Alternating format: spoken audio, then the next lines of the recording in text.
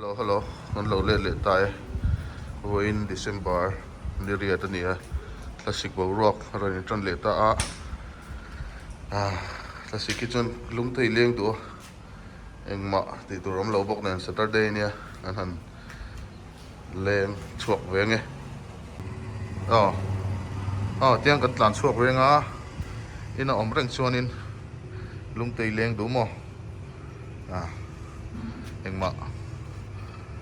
ti turam lo boko voin chu soi tong khan chol ania